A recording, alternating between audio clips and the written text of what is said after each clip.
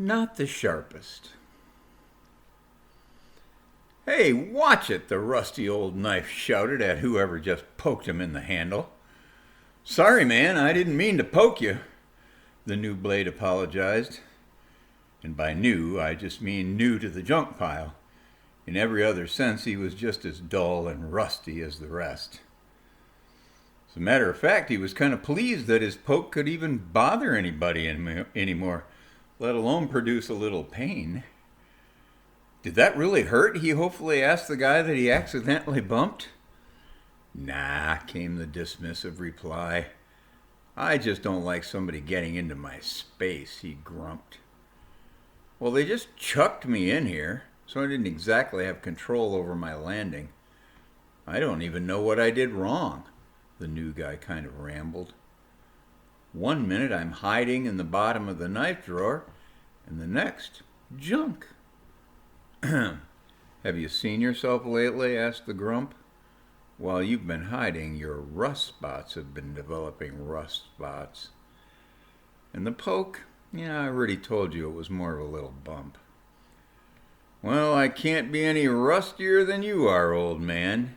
You're one SOS pad scrubbing away from disappearing completely." The thought of a good SOS pad scrubbing was so nostalgic for them, they kind of melted into the memory.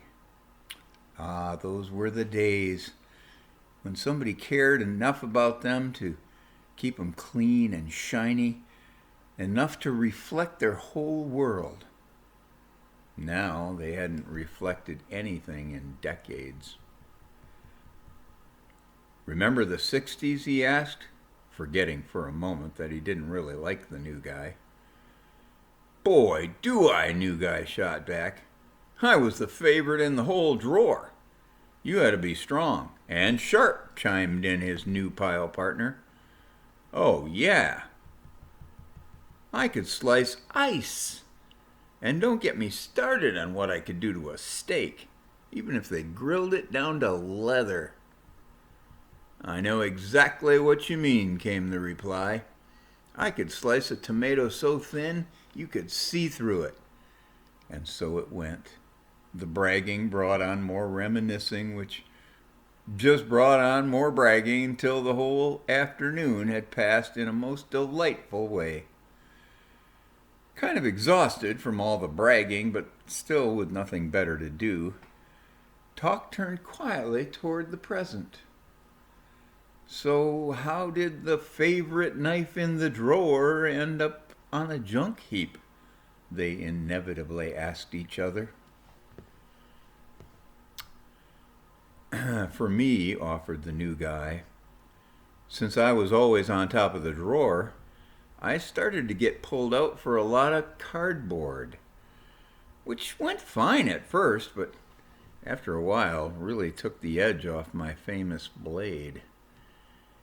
And when they bought a knife sharpener, we all sat down to read the directions, and it was clear that they expected me to put my face down between a couple of wheels made of rocks and scrape my face back and forth over those rocks until somehow I got sharp again.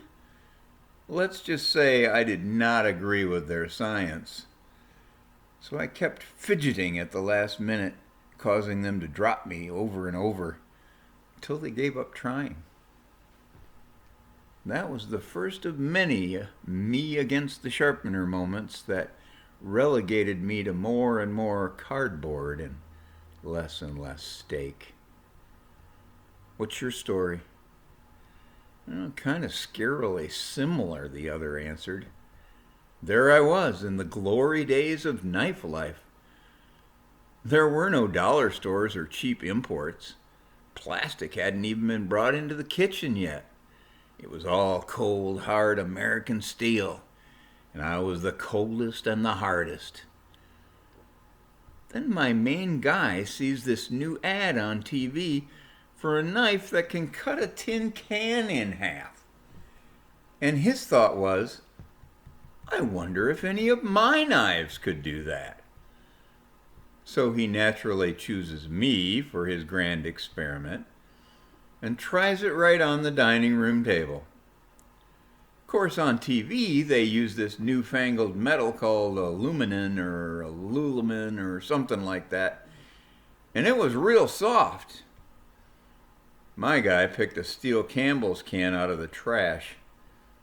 Anyway, we all found out that trying to cut steel with steel doesn't work, and only results in one very dull knife. And that's when I found out the same thing you did about knife sharpeners. I wanted no piece of that. So whenever they got close to me with that thing, I'd twist or slip or jump, whatever it took to miss that scraping rock facial.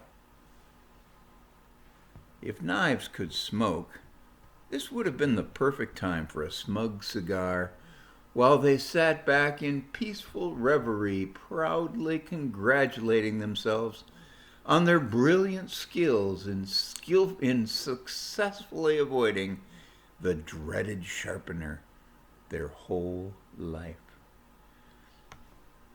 But in the middle of the reverie, other memories began to surface, like watching their dullness lead to a gradual decline from the top of the silverware drawer to the bottom, then to eventually being relegated to the junk drawer when no one chose to use them for food anymore, and then to the final realization that their people only kept them around because they forgot they were there, not because they had any use for them anymore. Their smug self-satisfaction kind of sank into a sad sump of knowing that their fear of that sharpener had cost them most of their life. Thinking back to their comrades who dared to face the sharpener and went on to collect new and interesting cuttings, while they cowered and collected only corrosion. What great exploits could have been exploited? What fabulous foods were left unfeasted on?